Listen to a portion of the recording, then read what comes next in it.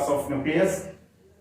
So in the last class human reproduction chapter നിങ്ങൾക്ക് പറഞ്ഞു നിർത്തിയിരിക്കുന്നത് spermatogenesis എന്ന ടോപ്പിക്കിലാണ്. Male gametogenesis ആയിട്ടുള്ള spermatogenesis അല്ലേ. ഈ male gametogenesis ആയ spermatogenesis സ്ട്രക്ചേഴ്സ് ഘട്ടങ്ങൾ നമ്മൾ പറഞ്ഞു അല്ലേ. പ്യൂബർട്ടിയിൽ സ്റ്റാർട്ട് ചെയ്യുന്നു. പ്യൂബർട്ടിയിൽ സ്പെർമാറ്റോഗോണിയ ഉണ്ട്. അത് നിരന്തരം മൈറ്റോട്ടിക് ഡിവിഷൻ വിജയമായി ലാർജ് നമ്പർ ഓഫ് സ്പെർമാറ്റോഗോണിയ ഉണ്ടാകുന്നു.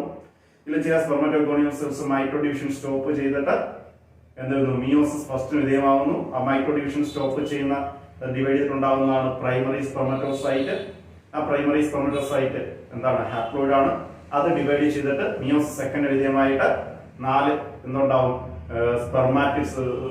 സെക്കൻഡറി സ്പെർമാറ്റോസൈറ്റ്സ് ഉണ്ടാവും. സെക്കൻഡറി സ്പെർമാറ്റോസൈറ്റ്സ് ആണ് എന്തായി മാറുന്നത് സ്പെർമാറ്റിഡ്സ് ആയി മാറുന്നത്.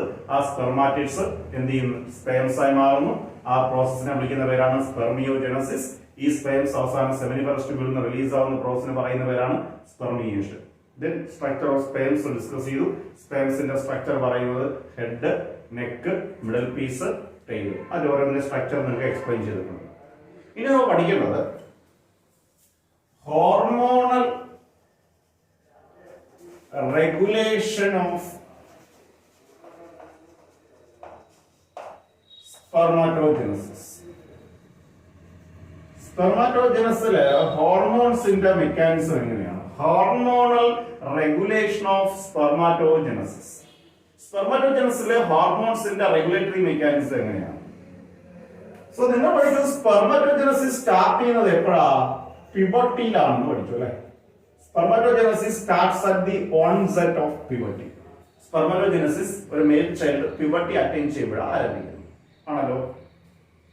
എന്തുകൊണ്ട് പ്യൂബർട്ടിയിൽ ആരംഭിക്കുന്നു എന്ന് ചോദിച്ചാൽ ഈ ഒരു മെയിൽ ചൈൽഡ് പ്യൂബർട്ടി എത്തുന്ന സമയത്ത് ആ മെയിൽ ചൈൽഡിന്റെ ഹൈപ്പോതലാമസിൽ നിന്ന് ഒരു ഹോർമോൺ വരും. ലാർജ് എമൗണ്ട് വരും. സെക്രീഷൻ വളരെയധികം കൂടും. ഇത് നേരത്തെ വന്നുകൊണ്ടിരിക്കുകയാണ്. പക്ഷേ പ്യൂബർട്ടി എത്തുമ്പോൾ ഹൈപ്പോതലാമസ് ഈ ഹോർമോണിന്റെ സെക്രീഷൻ വളരെയധികം റാപ്പിഡ് ആവും. ഹോർമോണിന്റെ പേരാണ് GnRH, gonadotropin releasing hormone. So at puberty, the gonadotropin releasing hormone secretion from the hypothalamus will increase. ഈ gonadotropin releasing hormone വന്ന് പിറ്റ്യൂട്ടറി ഗ്ലാൻഡിന്റെ ആന്റീരിയർ പിറ്റ്യൂട്ടറി പാർട്ടിലാക്കി. ഇതൊക്കെ നിങ്ങൾ ഫസ്റ്റ് ഇയറിലെ ലാസ്റ്റ് ചാപ്റ്ററായ chemical coordination and integration discuss ചെയ്തതാണ്. സോ ഗൊണാഡോട്രോപിൻ റിലീസ് ഹോർമോൺ എവിടെ പ്രവർത്തിക്കും? Anterior pituitary. So anterior pituitary ഉടനെ ഈ gonadotropin release hormone anterior pituitary ഇടിക്കുമ്പോൾ തന്നെ ആന്റീരിയർ പിറ്റ്യൂട്ടറി 2 ഹോർമോൺ റിലീസ് ചെയ്യും. ഹോർമോണിന്റെ പേര് ഇങ്ങനെയാണ് FSH ഉം LH. FSH ന്റെ ഫുൾ ഫോം ഇങ്ങനെയാണ് follicle stimulating hormone. Follicle stimulating hormone. LH ന്റെ ഫുൾ ഫോം ഇങ്ങനെയാണ് luteinising hormone. FSH follicle stimulating hormone, LH luteinising hormone. Okay, ഇനി ഓരോന്നിന്റെ ഫംഗ്ഷൻ നോക്കാം. FSH എന്താണ് ചെയ്യുന്നതെന്ന് പറയുന്നത്.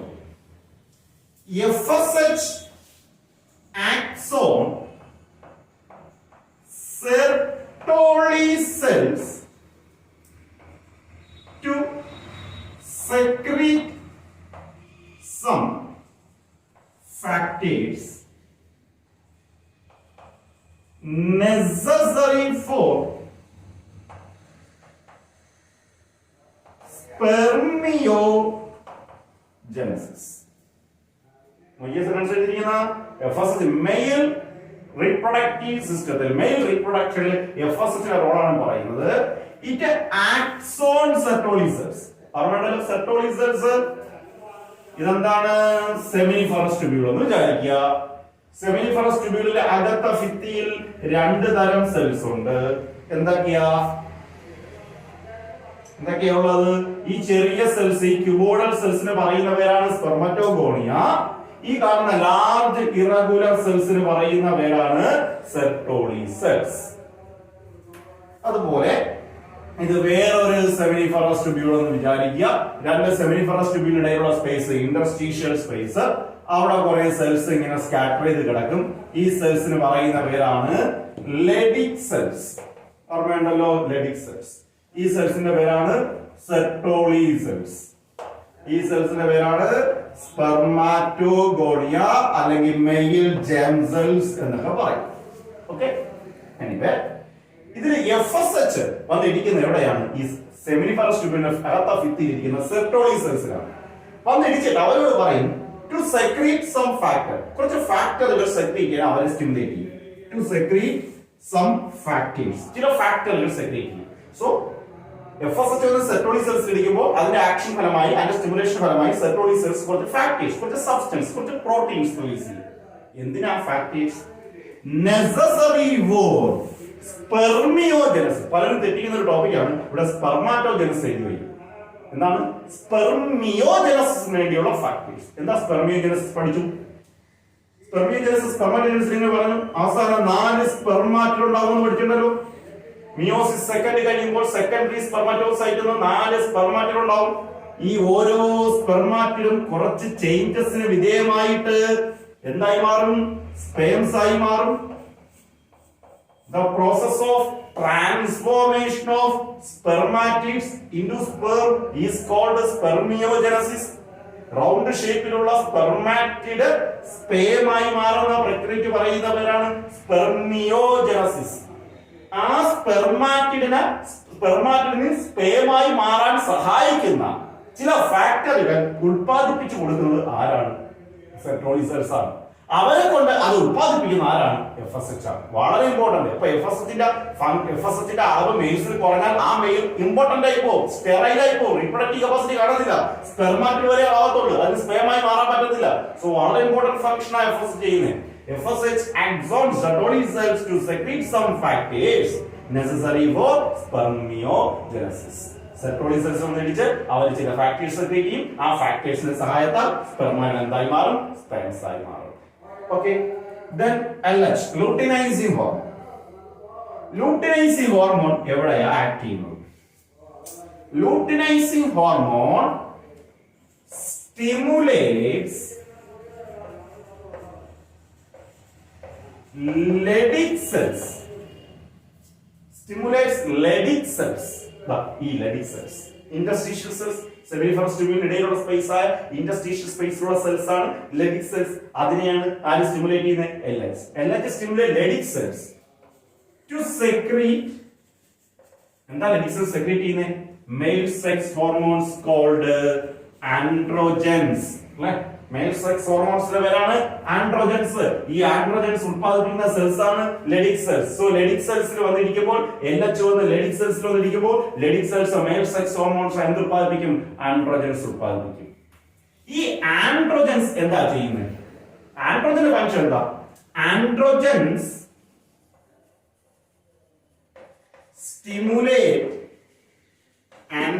stimulate spermatogenesis. Androgens എന്ത് സ്റ്റിമുലേറ്റ് ചെയ്യും? സ്പെർമാറ്റോജനസിസ്. ആൻഡ്രോജൻസ് എന്ത് ചെയ്യും? സ്പെർമിന്റെ പ്രവർത്തനം, സ്പെർമിന്റെ പ്രൊഡക്ഷൻ പ്രോസസ് ആയിട്ടുള്ള സ്പെർമാറ്റോജനസിസ് എൻഹാൻസ് ചെയ്യാൻ, സ്റ്റിമുലേറ്റ് ചെയ്യാൻ സഹായിക്കും. So this is the hormonal regulation of spermatogenesis. സ്പെർമിന്റെ പ്രൊഡക്ഷനുമായി ബന്ധപ്പെട്ട് ഹോർമോൺസിന്റെ മെക്കാനിസം ആണ് പഠിച്ചത്. നമ്മൾ പറഞ്ഞു സ്പെർമാറ്റോജനസിസ് പ്യൂബർട്ടിയിലാണ് സ്റ്റാർട്ട് ചെയ്യുന്നത്. പ്യൂബർട്ടിയിൽ ഹൈപ്പോതലാമസ് നിന്ന് ലാർജ് എമൗണ്ടിൽ ഒരു ഹോർമോൺ വരും. വളരെ റാപ്പിഡ് ആയിട്ട് ഹോർമോൺ സെക്രീറ്റ് ചെയ്യും. Gonadotropin releasing hormone. അത് വന്ന് എവിടെ ഇരിക്കും? ആന്റീരിയർ പിറ്റ്യൂട്ടറിൽ ആക്ട് ചെയ്യും. ഉടനെ ആന്റീരിയർ പിറ്റ്യൂട്ടറി 2 ഹോർമോൺ റിലീസ് ചെയ്യും, FSH ഉം LH ഉം. FSH follicle stimulating hormone, LH luteinising hormone. ഇത് FSH എവിടെ ആക്ട് ചെയ്യുന്നത്? Acts on Sertoli cells to secrete some factors necessary for spermio. അതുപോലെ സ്പെർമാറ്റിഡ് സ്പേമായി മാറാൻ സഹായിക്കുന്ന ഫാക്ടറുകൾ ഉത്പാദിപ്പിക്കുക എന്നുള്ളതാണ് സെർട്ടോളി സെൽസിന്റെ ഫംഗ്ഷൻ. അവരെ കൊണ്ട് അത് ചെയ്യിക്കുക എന്നുള്ളതാണ് FSHന്റെ ഫംഗ്ഷൻ. അതിനോടൊപ്പം സെർട്ടോളി സെൽസിന് വേറെ ഫംഗ്ഷൻ കൂടിയുണ്ട്. നേരത്തെ നമ്മൾ പഠിച്ചു. സെർട്ടോളി സെൽസിന്റെ main function provide nutrients to the sperm. ഈ സ്പെർമാറ്റോഗോണിയിൽ ഉണ്ടാകുന്ന സ്പെർംസിന് ന്യൂട്രിയൻസ് പ്രൊവൈഡ് ചെയ്യുന്ന ആരാണ്? സെർട്ടോളി സെൽസ് ആണ്. അത് കൂടാതെ ഉള്ള ഫംഗ്ഷൻ ആണ് പറഞ്ഞത് സ്പെർമിയോജനസിന് വേണ്ട എന്ത് സെക്രീറ്റ് ചെയ്യുന്നു? ചില ഫാക്ടേഴ്സ് ഉത്പാദിപ്പിക്കുന്നു. LH വന്ന് എവിടെ ഇരിക്കും? Stimulate Leydig cells to secrete male sex hormones called androgens. Androgens stimulate spermatogenesis. So we just complete the process, the hormonal regulation of spermatogenesis.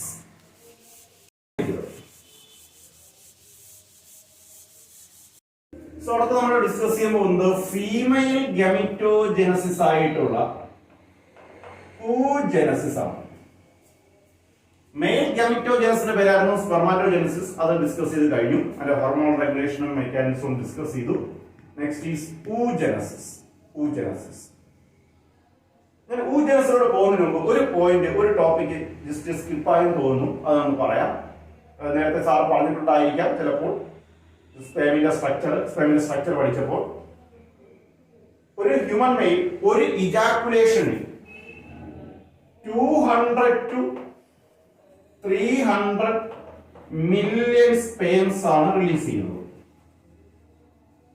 ഒരു ഹ്യൂമൻ മെയിൽ ഒരു ഇജാക്കുലേഷൻ എന്ന് വെച്ചാൽ പെനിസിൽ നിന്ന് സെമൻ റിലീസ് ആവുന്ന പ്രോസസ്സിനെ വിളിക്കുന്ന പേരാണ് ഇജാക്കുലേഷൻ.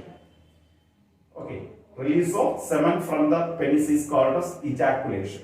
സോ ഒരു ഇജാക്കുലേഷനിൽ ഒരു ഹ്യൂമൻ മെയിൽ റിലീസ് ചെയ്യുന്ന സെമനിലുള്ള സ്പേമിന്റെ അളവ് 200 to 300 million.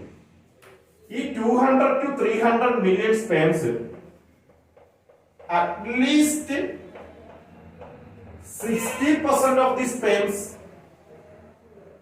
must have normal size and shape. അതിൽ കുറഞ്ഞത് 60% സ്പേംസിനെങ്കിലും നോർമൽ സൈസും ഷേപ്പും ഉണ്ടായിരിക്കണം. അതിനർത്ഥം ഒരു മെയിൽ പ്രൊഡ്യൂസ് ചെയ്യുന്ന മൊത്തം സ്പേംസും നോർമൽ സ്പേംസ് അല്ല, അബ്നോർമൽ സ്പേംസും ഉണ്ടാവും. ഒരു മെയിൽ ഫെർട്ടൈൽ ആവണമെങ്കിൽ, ഒരു മെയിലിന് ഫെർട്ടിലിറ്റി കപ്പാസിറ്റി വേണമെങ്കിൽ അയാൾ റിലീസ് ചെയ്യുന്ന ഒരു ഇജാക്കുലേഷനിൽ റിലീസ് ചെയ്യുന്ന സെമനിൽ 200 to 300 മില്യൺ സ്പേംസ് വേണം. ഇതിന്റെ കൗണ്ട് കുറയാം കൂടാം, കൗണ്ട് കൂടിയ കുഴപ്പമൊന്നുമില്ല. കൗണ്ട് കുറഞ്ഞാലാണ് പ്രശ്നം. 200 to 300 മില്യൺ സ്പേംസ് മിനിമം വേണം. ആ 200 to 300 മില്യൺ സ്പേംസ് 60% സ്പേംസിനെങ്കിലും കുറഞ്ഞത് നോർമൽ സൈസ് ഷേപ്പ് ആയിരിക്കണം, എങ്കിൽ അയാൾ ഫെർട്ടൈൽ ആവുള്ളൂ. തീർന്നില്ല. And at least 40% of the sperms must have vigorous motility. അത് 40% സ്പേംസിനെങ്കിലും അതിതീവ്രമായി ചലിക്കാനുള്ള കഴിവ് വേണം. So motility of the sperm is very very important for the fertility of human. Reproduction and fertilization വളരെ ഇമ്പോർട്ടന്റ് ആയിട്ടുള്ള ഫീച്ചർ ആണ് സ്പേമിന്റെ മോട്ടിലിറ്റി. നല്ല രീതിയിൽ മോട്ടൈൽ ആയിട്ടുള്ള സ്പേംസിന് മാത്രമേ ഫെലോപ്പിയൻ ട്യൂബ് വരെ എത്തി അവിടെയുള്ള ഓവുമായി എന്ത് ചെയ്യാൻ പറ്റത്തുള്ളൂ, ഫെർട്ടിലൈസേഷൻ വിധേയമാകാൻ പറ്റത്തുള്ളൂ. അപ്പൊ എന്താ പറഞ്ഞേ, ഒരു മെയിൽ ഒരു ഇജാക്കുലേഷനിൽ റിലീസ് ചെയ്യുന്ന സെമനിലുള്ള സ്പേമിന്റെ നോർമൽ കൗണ്ട് 200 to 300 മില്യൺ ആയിരിക്കും. ആണെങ്കിൽ മാത്രമേ അയാൾ ഫെർട്ടൈൽ ആവുള്ളൂ. 200 താഴെയാണ് മോസ്റ്റ് പ്രോബബ്ലി അയാൾ ഇൻഫെർട്ടൈൽ ആയിരിക്കും. അത്രയും കൗണ്ട് ആവശ്യമുണ്ട്. ഈ 200 to 300 മില്യൺ സ്പേംസ് അറ്റ്ലീസ്റ്റ് 60% സ്പേംസിനെങ്കിലും നോർമൽ സൈസും ഷേപ്പും ഉണ്ടായിരിക്കണം. അപ്പൊ നോർമൽ സൈസ് ആൻഡ് ഷേപ്പോട് കൂടി ഒരു 60% സ്പേംസ് എങ്കിലും അതിനകത്ത് ഉണ്ടാക്കിയാൽ മാത്രമേ അയാൾക്ക് ഫെർട്ടൈൽ ആവാൻ പറ്റുള്ളൂ. തീർന്നില്ല. ഇത് കൂടാതെ അറ്റ്ലീസ്റ്റ് 40% ഓഫ് ദ സ്പേം, കുറഞ്ഞത് 40% സ്പേംസിനെങ്കിലും, അതിൽ ഏറ്റവും കുറഞ്ഞത് 40% സ്പേംസിനെങ്കിലും വിഗറസ് മോട്ടിലിറ്റി ഉണ്ടായിരിക്കണം, അത് തീവ്രമായി ചലിക്കാനുള്ള കഴിവുണ്ടായിരിക്കണം. ഇതെല്ലാം ഓക്കെ ആയി വന്നാൽ അയാൾ നമുക്ക് എന്താണെന്ന് വിളിക്കാം, ഫെർട്ടൈൽ ആണെന്ന് പറയാം. ഓർത്ത് വെച്ചിരിക്കുക. സാറ് പറഞ്ഞിട്ടുണ്ടായിരിക്കും ചിലപ്പോൾ. എനിവേ, നമ്മൾ oogenesis എന്ന് പറയുന്ന ടോപ്പിക്കിലോട്ട് പോവുകയാണ്. oogenesis, ഫീമെയിൽ ഗമറ്റോജനസിസ് ആണ് oogenesis അല്ലെ. ഫീമെയിൽ ഗാമിറ്റായി ഓവം പ്രൊഡ്യൂസ് ചെയ്യുന്ന പ്രക്രിയക്ക് പറയുന്ന പേരാണ് oogenesis. Process of formation of female gamete called ovum is known as oogenesis. നമ്മൾ പഠിക്കുമ്പോൾ സ്പെർമറ്റോജനസുമായി ഒരു കമ്പാരിസൺസ് നടത്തിയാണ് പഠിക്കുന്നത്. വളരെ ടഫ് ആയിട്ടുള്ള, നമ്മുടെ പഠിക്കുന്ന ചാപ്റ്റർ അല്ല, ഏറ്റവും ടഫ് ആയിട്ടുള്ള ടോപ്പിക്കാണ്. വളരെയധികം കോൺസെപ്റ്റ് ഉള്ള ഒരു ടോപ്പിക്കാണ്. വളരെ ലെങ്തി ആയിട്ടുള്ള ടോപ്പിക്കാണ്. കാര്യങ്ങൾ മനസ്സിലാക്കി പഠിക്കുക. നമ്മൾ പറഞ്ഞു സ്പെർമറ്റോജനസിസ് പഠിച്ചപ്പോൾ അവിടെ പറഞ്ഞു spermatogenesis starts at the onset of puberty. Spermatogenesis ആരംഭിക്കുന്നത് പ്യൂബർട്ടിയിലാണ്. സ്പെർമറ്റോജനസിസ് ആരംഭിക്കുന്നത്. എപ്പോഴാണ് oogenesis ആരംഭിക്കുന്നത്? oogenesis starts at the early embryonic stage. oogenesis ആരംഭിക്കുന്നത് എയർലി എംബ്രിയോണിക് സ്റ്റേജിലാണ്. എന്ന് പറഞ്ഞാൽ ഒരു പെൺകുട്ടി അവളുടെ അമ്മയുടെ യൂട്രസിലായിരിക്കുമ്പോൾ, നമ്മൾ ഏത് സ്റ്റേജ് എന്ന് പറയുന്നത്? എംബ്രിയോണിക് സ്റ്റേജ് എന്നാണ് പറയുന്നത്, ഭ്രൂണാവസ്ഥ. ആ അവസ്ഥയിൽ തന്നെ എംബ്രിയോണിക് സ്റ്റേജിന്റെ തുടക്കത്തിൽ എന്താരംഭിക്കും? ഊജനസിസ് ആരംഭിക്കും. ഊജനസിസ് ആരംഭിക്കുന്നത് ഓം പ്രൊഡ്യൂസ് ചെയ്ത് തുടങ്ങുമെന്നല്ല പറയുന്നത്, അതിനു വേണ്ടിയുള്ള ഇനിഷ്യൽ സ്റ്റെപ്പുകൾ ആരംഭിക്കും. സ്പെർമാറ്റോജനസിന്റെ ഇനിഷ്യൽ സ്റ്റെപ്പ് പോലും ആരംഭിക്കുന്നത് പിബട്ടിയത്തിന് ശേഷമാണ്. അതുവരെ ആ സ്പെർമാറ്റോഗോണിയൽ സെൽസ് റെസ്റ്റിലാണെന്ന് പറയാം, ഉറങ്ങി കിടക്കണമെന്ന് പറയാം. എന്നാൽ ഇവിടെ ഒരു പെൺകുട്ടി അമ്മയുടെ യൂട്രസിനകത്ത് എംബ്രിയോണിക് സ്റ്റേജിലായിരിക്കുമ്പോൾ ആ എംബ്രിയോണിക് സ്റ്റേജിന്റെ ഏർലി ടൈംസിൽ തന്നെ ആ എംബ്രിയോയുടെ ഓവറിൽ നിന്ന് എന്തായാലും അല്ല, അമ്മയുടെ ഓവറിൽ നിന്നല്ല, ആ ഭ്രൂണാവസ്ഥയിലുള്ള ഫീമെയിൽ എംബ്രിയോയുടെ ഓവറിൽ നിന്ന് എന്താരംഭിക്കും? ഓവത്തിന്റെ പ്രൊഡക്ഷന് വേണ്ടിയുള്ള സ്റ്റെപ്പുകൾ ആരംഭിക്കും, ഇനിഷ്യൽ പ്രോസസ്സുകൾ ഇനിഷ്യേറ്റ് ചെയ്യും. സോ ഇങ്ങനെ പറയാം. അപ്പൊ സ്പെർമാറ്റോജനസിസ് ഊജനസിനുള്ള ഒരു ഡിഫറൻസ് പഠിച്ചു. Spermatogenesis starts at the onset of puberty. Oogenesis starts at the early embryonic stage.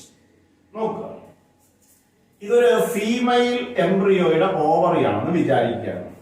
ഞാൻ എംബ്രിയോണിക് സ്റ്റേജ് ആണ് പറയുന്നത്. ഓരോ സ്റ്റേജിലും ബർത്ത് അടക്കുമ്പോഴും പ്യൂബർട്ടി എത്തുമ്പോഴൊക്കെ ഓരോന്ന് ഞാൻ പറയും. ഇപ്പൊ ഞാൻ പറയുന്നതല്ല, എംബ്രിയോണിക് സ്റ്റേജ് ആണ്. ഒരു ഫീമെയിലിന്റെ എംബ്രിയോ പരിശോധിച്ചാൽ ആ എംബ്രിയോയുടെ ഓവറിയെ, ആ ഫീമെയിൽ എംബ്രിയോയുടെ ഓവറിയെ ലൈൻ ചെയ്തുകൊണ്ട് കുറച്ച് സെൽസ് ഉണ്ട്. ആ ഫീമെയിൽ എംബ്രിയോയുടെ ഓവറിയെ ലൈൻ ചെയ്തുകൊണ്ട് കുറച്ച് സെൽസ് ഉണ്ട്. ഡിപ്ലോയിഡ് സെൽസ് ആണ് കേട്ടോ, ഡിപ്ലോയിഡ് സെൽസ്. ഈ സെൽസിന് പറയുന്ന പേര് ഫീമെയിൽ ജേം സെൽസ് എന്നാണ് പറയുന്നത്. Female germ cells diploid cells ആണ്, ഫീമെയിൽ ജേം സെൽസ്. അല്ലെങ്കിൽ നമ്മൾ പറയും ഊഗോണിയ എന്നും പറയും. ശ്രദ്ധിച്ചേക്കുക, ഊഗോണിയ. സ്പെർമാറ്റോജനസിസ് പറഞ്ഞു സെമിഫറസ് ട്യൂബിന്റെ ഭിത്തിയിൽ അകത്തുള്ള ഡിപ്ലോയിഡ് സെൽസിനെ വിളിച്ചു മെയിൽ ജേം സെൽസ് അല്ലെങ്കിൽ സ്പെർമാറ്റോഗോണിയ. ഇവിടെ പേര് മാറ്റി ഫീമെയിൽ ജേം സെൽസ് അല്ലെങ്കിൽ ഊഗോണിയ. ഇത് ഓവറിയുടെ ഔട്ടർ വാളിലാണ്. മെയിൽ ജേം സെൽസ് ഇരുന്നത് സെമിഫറസ് ട്യൂബിന്റെ inner wall. So the outer wall of ovary is lined by a layer of diploid cells called female germ cells or oogonia. Okay.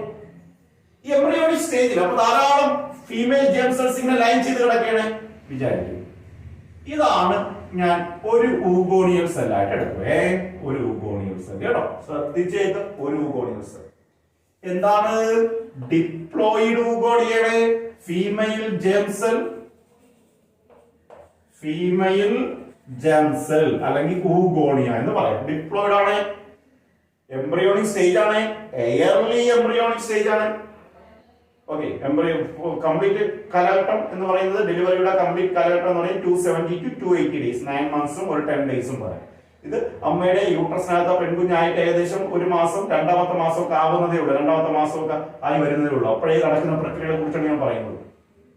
So female, ഒരു female germ cell എടുത്തു.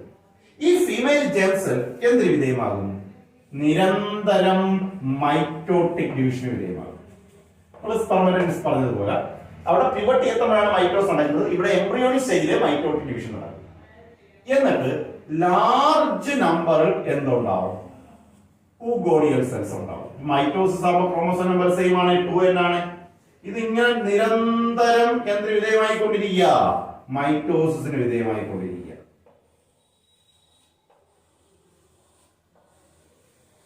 അപ്പൊ large നമ്പറിൽ എന്തുണ്ടായിക്കൊണ്ടിരിക്കുകയാണ്?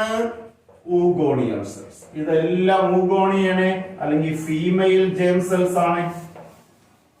Okay,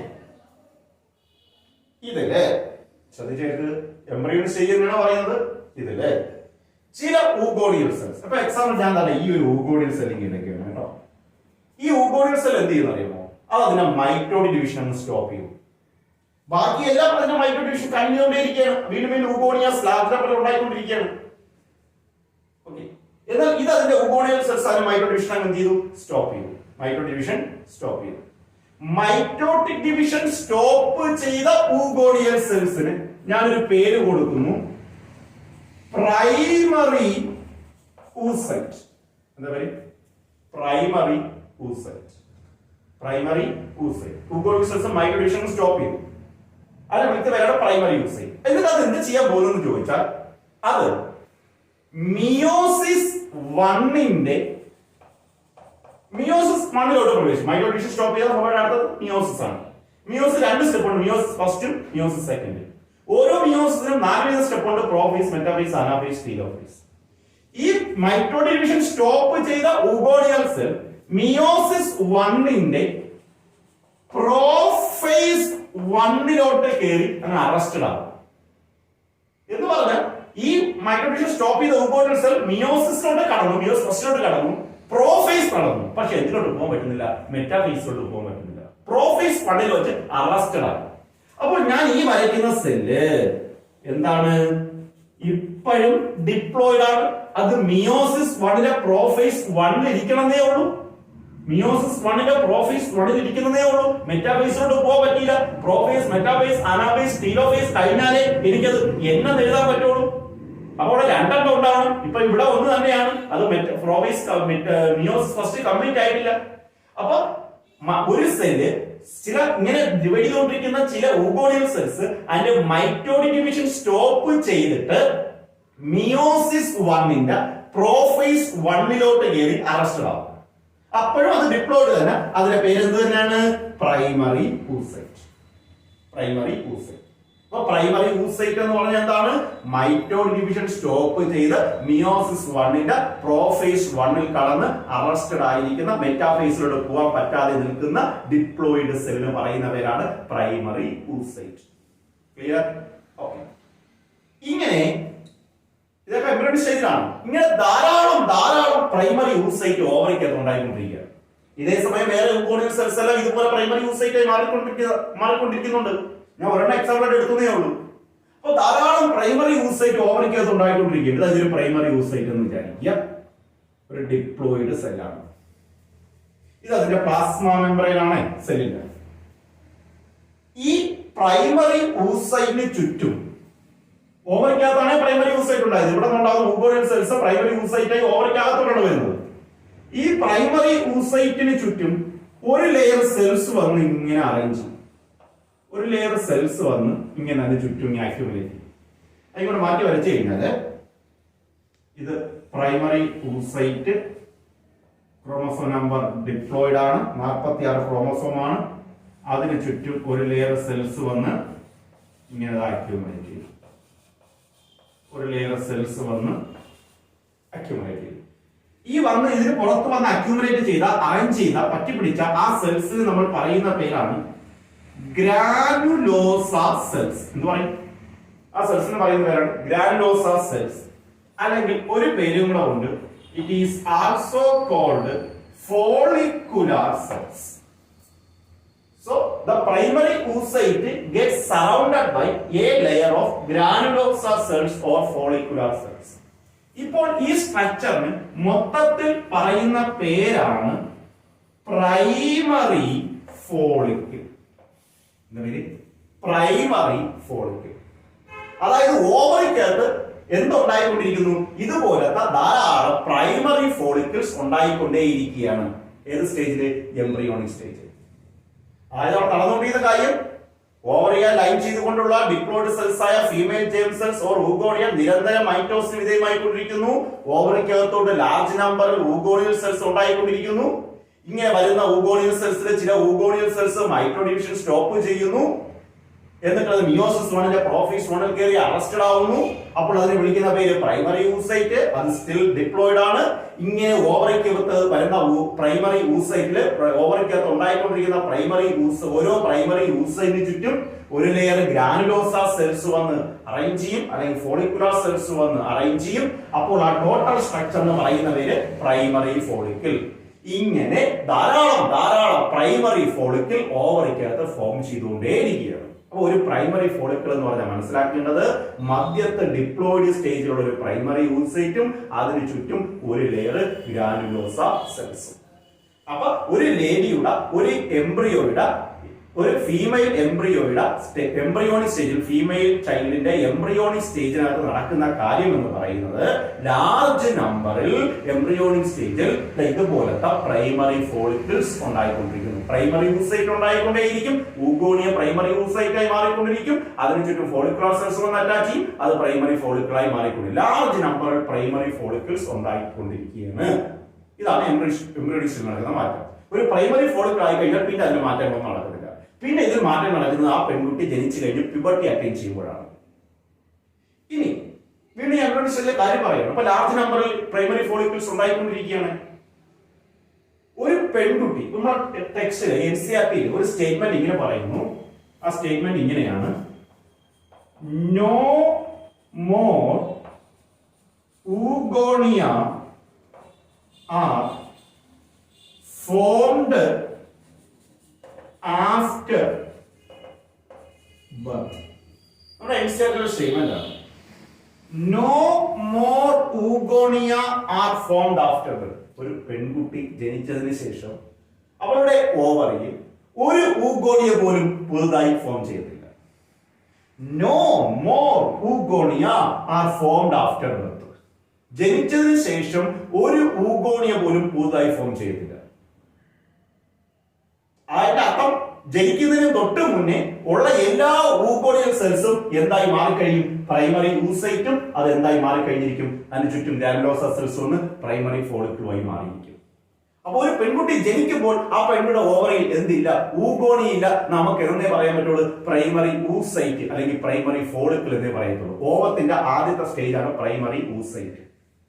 ഊഗോണിയാസ് എല്ലാം എന്തായി മാറിക്കഴിഞ്ഞിരിക്കും? Primary oocyte ആയി മാറിക്കഴിഞ്ഞിരിക്കും. അപ്പൊ statement എന്താണ്? No more oogonia are formed after birth. ജനിച്ചതിന്